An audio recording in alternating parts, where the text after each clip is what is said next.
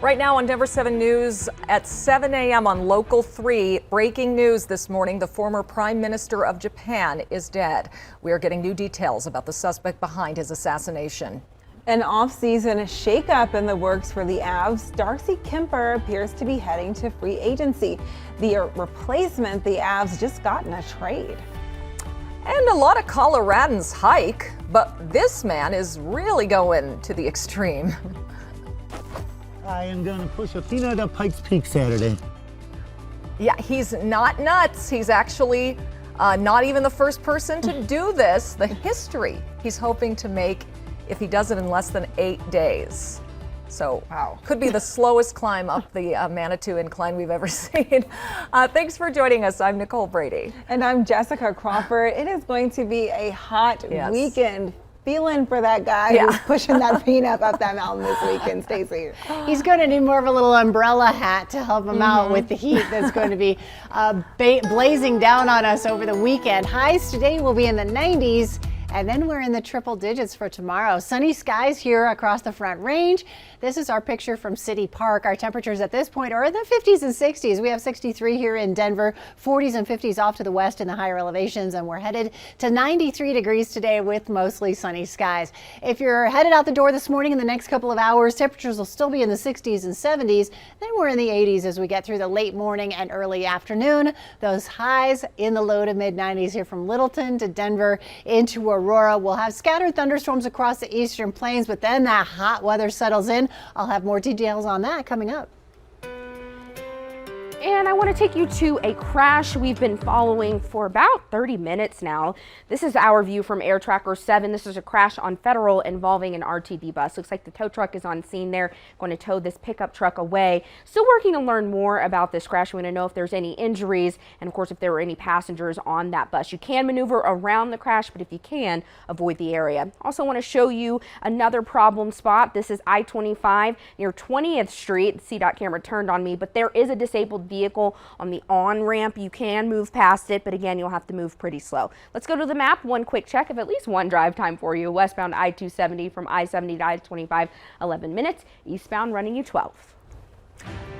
Well, breaking news, the former Prime Minister of Japan was assassinated during a campaign speech. Shinzo Abe was the longest serving Japanese prime minister. He resigned in 2020. The Japanese government says he was shot twice in the neck and the back by a man who used a homemade shotgun. The suspect is a 41-year-old Navy veteran. He did not try to leave the scene. We have not yet heard a response from President Biden on this news, but Secretary of State Antony Blinken offered the nation's condolences. He called the assassination shocking and profoundly disturbing. Back here in the U.S., funerals begin today for the victims of the deadly July 4th parade shooting in Illinois. The alleged shooter's father says he's taking no responsibility after signing a consent form for his son to obtain a gun permit. Here's ABC's Mona Kosar-Abdi.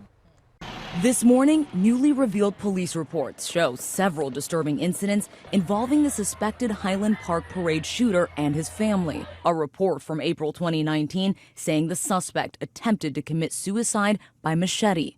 Less than 6 months later, police were called to the home again after the suspect threatened to kill everyone in the household. The suspect turning over multiple weapons, including a 24-inch samurai sword. Police submitting this document declaring the suspect a clear and present danger. But the suspect's father, who sponsored his son's gun permit, tells ABC News he wasn't aware of the suicide attempt and believes the threat against his family was not genuine. Making threats to the family, I think it was taken out of context where it's like just a child outburst, whatever he was upset about.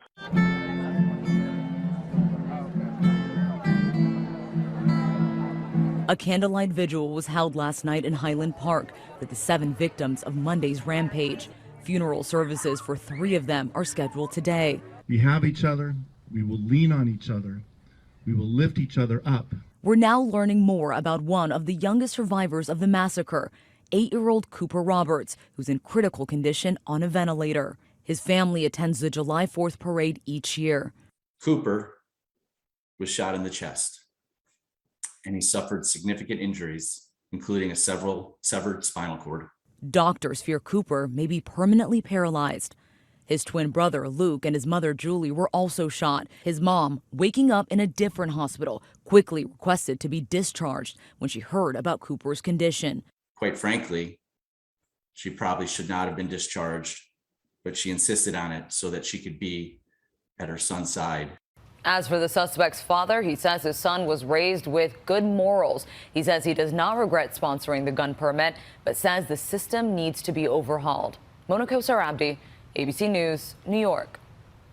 And here locally, a group of Colorado gun owners is suing Superior over its stricter gun safety laws. Denver 7's Veronica Acosta is live with why they say the days-old law needs to be dropped.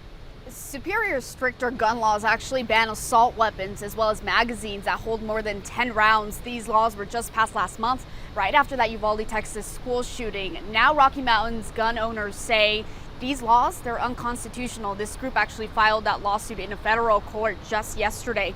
It cites the recent Supreme Court decision, Bruin, which struck down a part of New York's concealed carry law. The decision said governments can regulate but can't prohibit the public carrying of firearms by law-abiding citizens for the purpose of self-defense. Before the Superior gun laws were passed, we spoke with town trustee Tim Howard, who told Denver 7 he hopes Superior's measures and the ones that were passed over in Boulder, Louisville, as well as Lafayette prompt some state action here. My hope is that the state legislature will take forward a number of these for potential statewide adoption, that Governor Polis will look and recognize this is what the people of Colorado want. And that lawsuit also goes as far as targeting a state law that was passed right after the Boulder King Super shooting that gives local governments the authority to regulate guns. We did reach out to Superior trustees, but we haven't heard back as of this morning. In Denver, I'm Veronica Acosta, Denver 7. All right, thanks, Veronica. School resource officers from around the country are wrapping up a conference in Aurora. 2 people impacted by the tragic shooting at Sandy Hook Elementary will be the closing speakers. Michelle Gay co-founded the nonprofit Safe and Sound Schools after losing her daughter, Josephine Grace, in the attack. And school resource officer Will Chapman was one of the first responders at Sandy Hook. Last night, conference attendees gathered at the Columbine High School Memorial. Former Principal Frank DeAngelis read the names of all 13 victims as the group reflected on their mission to keep students and teachers safe. Well, Denver wants to host the NFL Draft. The Denver Business Journal reporting the Denver Sports Commission plans to apply to host the event the next time the applications are open. The city will likely try to host the event between 2025 and 2027. Cities that hosted the draft during the pandemic reported economic impacts between $94 and $133 million. That is so much more than the $57 million Denver estimated from hosting the MLB All-Star Game last summer. Next year's draft is in Kansas City and the 2024 draft is in Detroit. 3 former Broncos are semifinalists for the Pro Football Hall of Fame. Mike Shanahan, Dan Reeves, and Randy Gardeshar are nominated in the seniors and coaches categories. Shanahan led the Broncos to back-to-back Super Bowls. The finalists will be announced later on this month. Avs goalie Darcy Kemper appears to be headed toward free agency. General manager Joe Sakic says Kemper wanted more money and Sakic was already facing a salary cap. Sakic is already preparing for a goalie change up. The Avs got Alexander Georgiev in a trade with the Rangers, and already the Avs are the favorites to win the cup again next season. There is no better way to cool off than with some ice cream. One Colorado chain has a new location that you can check out this weekend. And Colorado sisters share everything, including scoliosis.